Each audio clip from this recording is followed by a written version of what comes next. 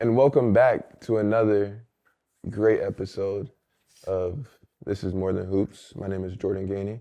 I'm Jemai Mayshak. Hey, Phillips. We have two special guests here. Two very special guests. Y'all probably already know them. Yeah, I'm sure. We got D-Stone Dubar here. yes, sir. Chaz, Lanier. Yes, sir. Yes, sir.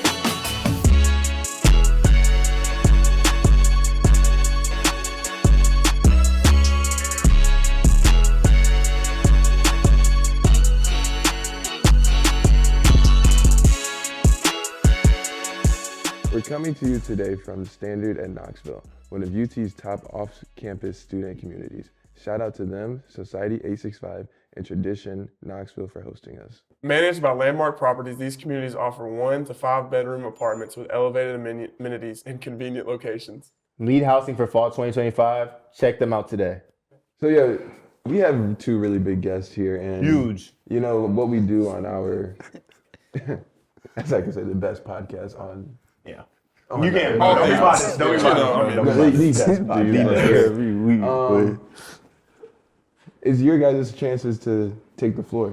So, Chaz, Stone, y'all go ahead and Tell us a little bit about yourself. Thank you for taking time out your busy schedules. Yeah, we Facts. know. Facts. We were just seeing you guys when you were walking. How much Did you fans see were. how many people were Bro, lined up out there, bro? It was crazy. I'm like, whoa. Chaz cutout signs. Like, These I'm don't like, cut out come on. signs. I'm like, bro, what the Like, heck? yo, like, we got somewhere to be right now. Bro, but we appreciate that, guys. Appreciate yourself.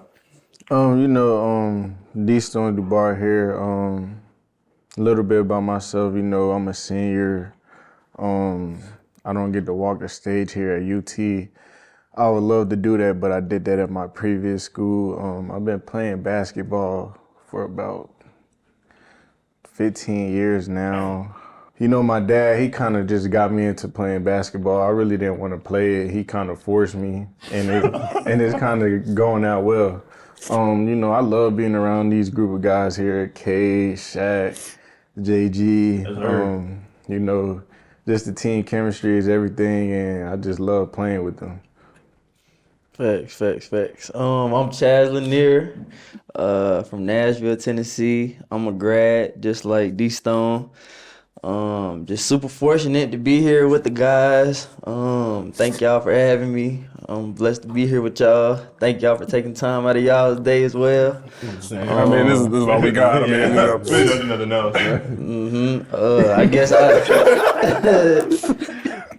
I guess I start off how I started playing basketball. It was my parents, my mom, and my dad were my first coaches. I don't know. Y'all didn't even ask me this. I'm just talking. No, go ahead. This It's me. Yeah. My mom and my dad were my first coaches. My dad and my brother, we used to play out in the front yard, and he taught me how to use my left hand. So I've been playing ever since I could walk. But I'm just fortunate to be here and ready to have some fun and talk. Yes, sir. Yeah, y'all both mentioned, transferring in. Kind of talk us through, how y'all got here, the recruitment process and the transfer portal. I mean, y'all were both highly touted guys, and discuss, how y'all got here and kind of discuss y'all's almost welcome to Tennessee moment. I'll start off.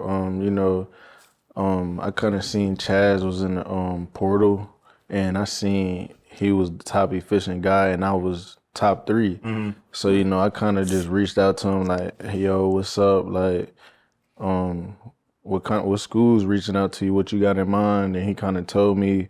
Then I told him mine, and then we made the decision.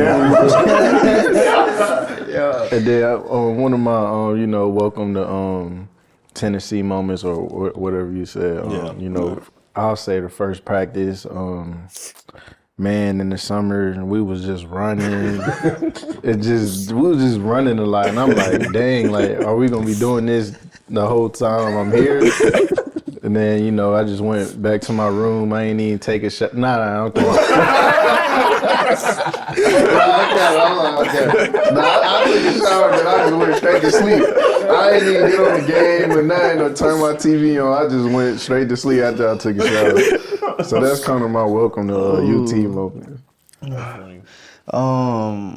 I ended up here. It was kind of a chaotic journey for me. I was testing out the draft and then hopped in the portal as well. And then after talking with my family and friends, D-Stone, I felt like the best decision was to go back to school. So Tennessee had got involved, and when I took my official visit, all the guys were there. We had some good soul food, and I was like, oh yeah. And D-Stone had already committed, so I was like, oh yeah, this definitely the spot for me. So I feel like I've definitely made the right decision. We got a brotherhood, and I love it here. We would definitely, I think from the beginning, right when the portal started, I remember Rod hitting me and sending me clips, like videos of y'all two to like try and do whatever I can to get y'all here. And so starting from like, when I seen that y'all was like, yeah, y'all was both top 3 in like efficiency. Like I feel like that's crazy. I think the only other guy that was in there was like Zach Edey or something like that, like something wild. So Rod hit me, told me about, you know what I'm saying, both of y'all. And then your visit was fun. I remember being there on your visit. I don't know if you were you with us? I was with both of their visits. I was on both. I wasn't there at Chaz visit. I didn't make it a Chaz visit. But I remember calling him a lot. You know what I'm saying? He didn't really answer and stuff, but it's okay. That's cap. That's cap. Nah, I remember calling him a lot and getting to know him and stuff. And asking about his process with the draft and the schools he wanted to go to and stuff like that. But D-Stone, I remember, like, I'm never gonna forget this. We were sitting down, we were talking, and in our head, it was me, Z, and JG. We were all thinking like he's still thinking about other schools and stuff. And I remember him telling me this one. I knew he was like, oh yeah, he's gonna be great for this school. He was like, y'all don't gotta say nothing else. I'm coming already. Like, I'm committed, bro. I'm committed. And I said, all right, well then we chilling then. We chilling. So from then I was like, oh yeah, I know he about the life. I know he's about the process. He was excited when he knew Coach Barnes was a tough coach. He wants tough coaching, and I think we gonna get him even better. But I think he's getting used to the whole process and stuff. Since we're all here at UT, there's been a lot of great players to come here and leave. Who is your guys' Mount Rushmore of Tennessee? It can be sports, all kind of sports, baseball, basketball, all sports, football, This makes it all interesting. sports, Of all time? all sports, all time. Mount Rushmore. How many people are on Mount Rushmore? The 4? It's 4. 4? Okay, just making sure. 4, right? I mean, It's 4. 4. 4. I don't know. This is all time. All time. And it's Or you guys want to break it up and go I don't know. all time and then basketball? I say just all time. Let's do all time and then basketball. And then basketball. Okay. I think there's 2 locks for me. I got 2 locks too. Candace Parker and Peyton Manning. Yeah, those are are 2 locks. locks. Well, I got 3 locks. Candace Parker, Peyton Manning, Dawn Connect, and who would be my 4? Should we include player? No, what Simo did that shit was crazy. I know that's a little recency bias, but It is. Simo could be up there. yeah. Yeah. Could we include coaches or no? If we're doing it all time, we're getting past. Yeah, we got to get past Yeah. Summit. I say no coaches. Yeah, No because coaches, then no that would be coaches, yeah. tricky. Yeah. One thing I'll go Simo. I'm gonna put this one out there. I think the same people you have, I'm gonna be biased. I think Peyton, Candace, as much as I want to put DK up there, I'm gonna put Z up there. But But he ain't left UT I'm yet. biased. He's still going. You said former, Well, it's just or like- just all time. I don't think they put the head of the person on the mountain Yeah. until they done with the presidency. Like, So everybody put LeBron as he's still playing. Because I could say. That's a good point. That's a good point. Because I That's a could good say Z, I would say Z too. Yeah. I would. Yeah. But I just didn't say Z. He not done yet. If we Yeah. still doing people if we're not doing people that are still playing, then I'm gonna say Candace. I'm gonna say Peyton. Now, from my experience, watching him play and just being around while like that whole little time was there, Hendon. When he was that, it was really like a year. But Yeah. that year, for me, like experiencing that, like going to games, seeing fans and Twitter talking about how good he is, seeing the plays he was making, I'm like, dang, bro, yeah, this dude's good. So I have what? Peyton Manning, Candace, Hendon, and I'm gonna go. I want to go DK, but I'm gonna also put an honorable mention for Chris Lofton. Lofton. Oh, I see low. No Ernie Bernie. Dang, that's tough too, bro. Ernie and That's Bernie? tough too. Dang, that's tough. Yeah. Ooh. You can't say that. They're not on yours. They're not I'm on gonna stick with mine. I'm gonna stick with mine. I think they deserve to be on there though, but I'm gonna stick with mine. You said yours? Yeah, I said, oh gosh, Peyton Manning, Candace Parker. I'm biased with the DK vote, you know, getting to witness Think and be a we're all part of there. that. Yeah. And then SEMO hitting like 30 bombs this year was Crazy. sick. Anybody? Well, y'all, we missing anybody else? I'm gonna go with C-Mode, Peyton Manning, Candace Parker, and for the fourth, I'm gonna go Bobby Mays. Bobby Mays. Yeah, Bobby Mays. Show him some love, you know. Yes, sir. Yes, sir. Yes, sir. I like that. Peyton Manning, most definitely. Candace Parker. Give me Ron Slade. Yes, Ron Slade. Yes, sir. And then C-Mo. Yeah. Most definitely Yeah. C-Mo. Shout out SEMO, bruh. Shout out SEMO. I could have threw that boy Jalen Hyde in there too. Bro, I was thinking about it. I was him. thinking about it. I was thinking about it. When I think of Jalen, I think of Hendon. Hendon, yeah. So I was like, bro, Yeah. I gotta go Hendon. But that year he had, bro, I'm not gonna lie. Between DK's 1 year and Hendon's 1 year, I don't know, bro. I don't know whose was. They were both phenomenal. Elite. Man, being able to witness both of that is crazy, though. Yeah. So we are what, game 4? But going into game 5? I think so, yeah. How has this is for you too. Well, everyone can answer. How has your SEC experience been? I guess I'll start off. That was the plan. To describe it, My bad. to describe it in one word, I'd say physicality. But I just say it's a little bit more physical than the non-conference. You're not gonna get any fouls really. They're not gonna call many fouls on you. You got to go up to the hole a little bit stronger, but you can get away with certain stuff, boxing out, hitting people. So I just say a little bit more physical. To describe it in one word, I'll say fun. You know, it's exciting. One thing about it, you know, having a Tennessee jersey on, there's a lot of opponents that are scared of that Tennessee. I'll say that. So, I mean, just being on Tennessee is fun, and I just like to see opponents, you know, they be scared. They really be scared of that Tennessee. So, Yeah, that's a fact. That's a fact. I think I had the same word last year, and it's just intense. Yeah. You know, it's just a different level. I mean, we played some good non-con teams, but like, you can just like, even last night, you can feel the level of the crowd. It's just like a little different buzz to it. You know, you can feel more people standing up, more people making noise, and so I'd say just intense. You know, even with practices and preparation. Yeah, I mean, I'm gonna use 2 words, but I'm gonna just say the stage. I think like every time you go out there, you know you performing on the stage, like the biggest stage. No matter what conference it is, the SEC. You know, I don't even think it's in my opinion. The SEC is the best conference in the country, and I think just from top to bottom, like the teams that are in the conference, every game that's on, it's like, oh, I can't wait to see this game, and it's all the SEC. Like every matchup is a huge stage, whether they're away, whether it's home. Being able to experience Texas, being able to experience Florida, being able to travel to both those places, and then be able to experience a home game in the SEC.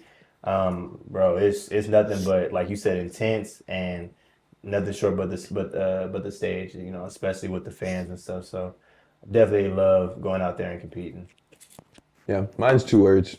High level. It's a high level game every night. I think that's one word, bro. You can hyphenate it, I think. Hyphenate. Yeah. Oh, like Yeah. hyphenate. Yeah. So is It's it like, one word? Yeah. Ooh. It's not one word. It's 2 words, but you can Hyphenate it. Ah, you hyphenate? Ah, Yeah, I think yeah. so. Yeah. Yeah, One word. it'd be high We'll level. let- We'll let it we'll slide. let it It's high level, man. You know, anytime I think of the SEC, like in football, I call that the baby NFL. By far, SEC football is the best. And the SEC basketball It's the baby NBA. It's the best. It's the best. It's like you can't ask for anything better. You're gonna have a sold out crowd every single night. Fans are gonna be talking. Man, You're gonna get those everyone's fans best be shot. talking, bro. And the best thing about us playing at home is like we don't even have our students back on campus. Bro, last game, I think it was when Felix dunked. Oh my gosh, bro. Like I was playing. I usually don't feel the crowd when I'm playing because I'm like locked in. Yo, I heard that crowd. I said, oh snap, bro. Yeah. I'm like, we back, bro. Like we back. Not for real. And they can't wait to get back. Bro. They can't wait. Bro. They I cannot can't wait for them to get back, It's bro. gonna be fun. And they get rowdy every single game. Big shout out to you, Vol Nation. Man, you know, we love big you guys. shout out. But, UT family. yeah. Big shout out. We're gonna do it bigger and better this year too. Facts. Our next topic of conversation, we go up a level to the NBA. And who's your guys' MVP right now? I think it's obvious. You think it's clear? Bro, if Shea don't get that, bro, it's rigged, bro. Shea needs that, bro. And I'm not just saying that because I'm a big fan of Shea. But I think if you obviously, you look at stats, Jokic is amazing. You know, there's other guys, Giannis is amazing. Other guys that are playing well. But when you just watch the games and you see how Shea, dominates, bro, it's literally like he's dominating. And it's not because of his athleticism, but it's literally just because of his IQ and his skill. And the way he's carrying his team, the way they've been winning, the way he's consistently just, putting up numbers, not just in scoring, but on the other end too. I got to give it a shot, bro. I think he's been an MVP since day one. We're going to talk about dominate and not say Giannis, bro. Giannis is dominant, though. dominant. He's Yes. dominant, Dominating right Yes. now, bro. He is, bro. He is. I can't lie. I don't want him to get another one, but I've also seen all the stats about Jokic, his plus minus is bro. He's ridiculous. he's top 10 plus minuses all time, and he's 7 of them. And you see Russ, I was about to say, him and Russ combined very well. Hey, they go together. I'm gonna just let y'all know right now. I don't know if you were around when it was happening, but I was there. I was, on the team when Russ was really going through it on the Lakers, and I was Hold only up, one. bro. I'm a diehard Lakers fan. No. It wasn't you. Oh, it was my sophomore year. Now they know who they are. Josiah, Urosh, Z was one of them people. Who else was in there? Olivier. Y'all know who. Hey, they was coming at me. Every time Russ had a bad game, because Russ is one of my favorites. Every time Russ had a bad game, air ball, bad turnover, something like that, they would always send it to me. But now he's up. So, yeah. But shout out to Russ.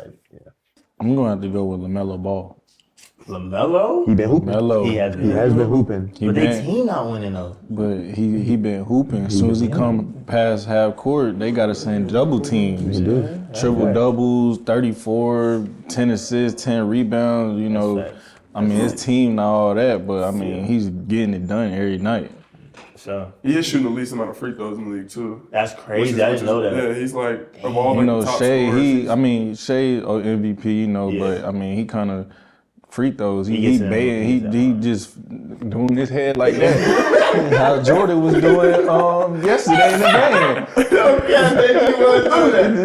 game. I said, that ain't good. So I'm going to have to go with LaMelo.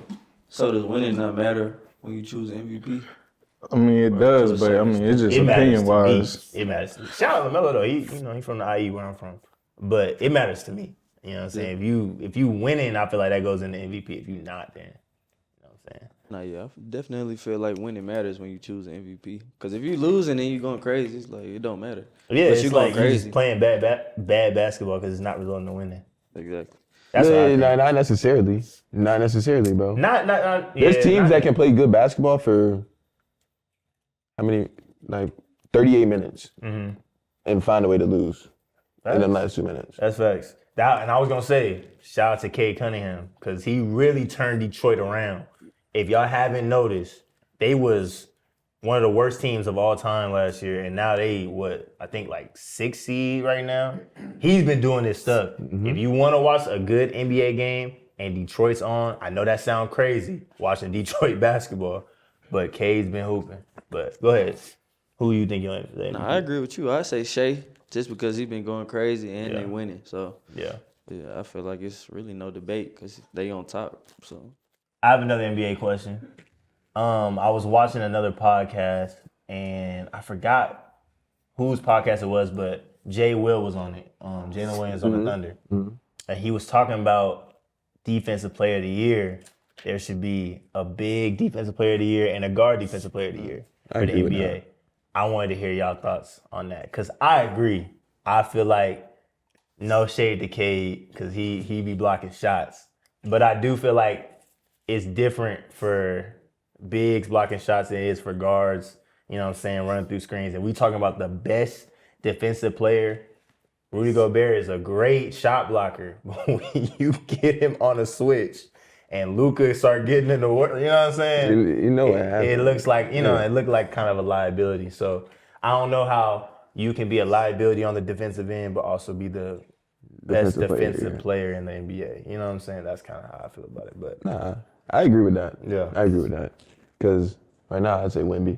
and Wemby's clear cut gonna win it because of blocks alone, bro. But like, I don't think he's a liability out in the perimeter. He not. No, he not a liability. He not a liability, y'all. So can you give both of them to the same person if they just that dominant?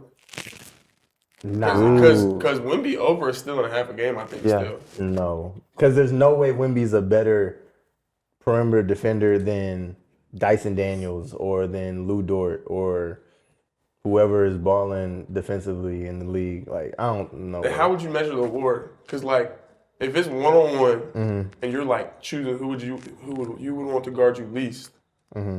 Like some people picking Wemby. Like I don't want him guarding me on the perimeter. Some people are picking Wemby, but I know some guys that wouldn't mind Wemby guarding them. Just because if they have range, like if you take Trae Young and he has range and Wemby has to guard above the 3-point line, I don't know. I think that's all bad. Like I think like if you think about it like this, bro. This is how I feel about this, and this is how I feel about college too. You see guys when you think of like a guard, and you think of yourself bring up the ball, or think of you bring up the ball.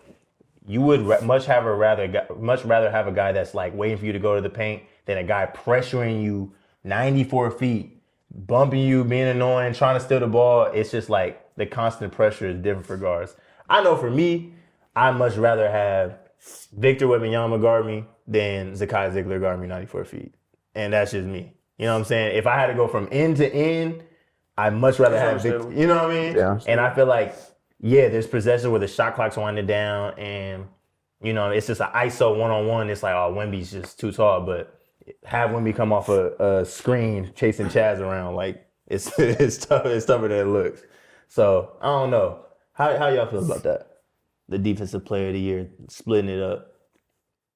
I mean, yeah, that would be good because, it's multiple great defenders in the league that probably deserve it too. Yeah. They would be giving it to the big man, obviously, because of the blocks and stuff. Right. So, Right. I mean, that would be cool to see them do a defensive year for the big and the guard. Guards, yeah. no, I agree. But so how would you like grade for the guards? Because it's probably not gonna be the most blocks. It's steals are like, how would you grade it? I mean, for me, it was funny that you asked that because shout out to my brother, Quasi. He's a football player. And basically what they do with cornerbacks is like, you're a football guy too. They kind of look at, how many attempts that guy is, or how many times they're like avoided, the receivers being avoided by that cornerback guarding them. So I think there's definitely like a bunch of metrics. Like this is where I feel like analytics would be good for defense, is because I feel like as a defender, if the star player is getting less attempts, if I'm guarding Kevin Durant, LeBron James, and he's shooting less attempts, that means I'm doing a good job guarding him. Or if he's shooting a lower percentage, that means I'm doing a good job. Deflections, I don't think it just has to be steals and blocks. I think it's like a whole other, landscape of how you measure a good defensive player. You know what I'm saying? Here on the best podcast in the world, we do a little closing segment here. And today we got 2 questions. And you two are back on the hot seat again. give a motivational speech. Motivational speech. Like, Motivational imagine speech. There's a little there's a kid kid Oh, watching little behind kid. that camera. watching you, and he's like, "Oh my God, I want to be the next Chaz Lanier," Yeah. or "Oh my God, I want to be the next D Stone." What are you gonna say to that kid? He's 7 years old, watching right now. What are you gonna say to him? You gonna change his life for the better, or you gonna be one of those people that change it for the worse? So it all relies on this right here. So you really think about it. Really think. Yeah, really think. I guess I'll start off with it. If I was talking to a younger me, I'd just say continue to work every day, keep going, no matter the adversity you face. Keep fighting through it, but really just enjoy the process, enjoy everybody who you come in contact with, and just stay where your feet are planted, but just fall in love with the grind and keep going. I think that kid's gonna be good. I hope I so. think that kid. I like that one. I like that one. Good That was answer. nice. Good That was answer. nice. You know, to any kid that looks up to me or that wants to be me or whatever, I'll just say, just stay consistent, really work hard, trust God, pray. You know, it's gonna be some days where it's not going good, but you can't let that day bring you all the way down because, you know, out the bad is always gonna be good. So I'll just say, just stay consistent and just work hard every day and just believe in yourself. Yeah, your kid going to the league. Yeah. That kid you just talked to, he's going to the NBA for sure. That was nice. Well, we won't, the funniest moment. You got any funny moments? Okay. I got a funny moment. Okay. That one time in the summer, this was really funny. Like Yeah. probably the funniest, like my whole time there is when you remember when Shaq he walked into the locker room with that skirt on. Yeah, We're gonna talk about that on camera. You remember that? See, the thing Okay. is, the funny thing is, that's the first thing that came to mind when JG asked, but I wasn't gonna. Oh, you remember that? I wasn't gonna bring it up.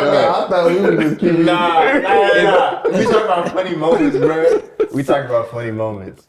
I got a funny moment for both of y'all, for sure.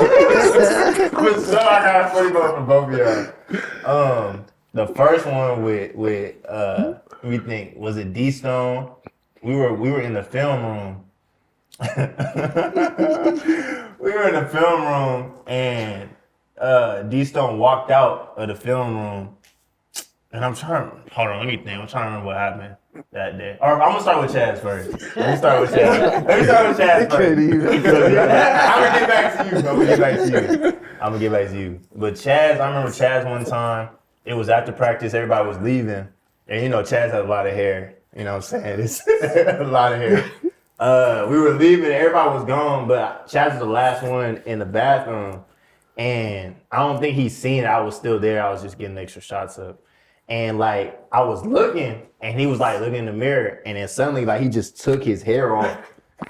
He took his hair off. We filmed on the floor, didn't we? Yeah, bro, it was one strand on the floor.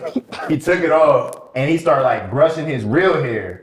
And then that's when he put it back on, put the tape on the sides, and then, you know what I'm saying, now he has what he has now. But yeah, that was a great time there.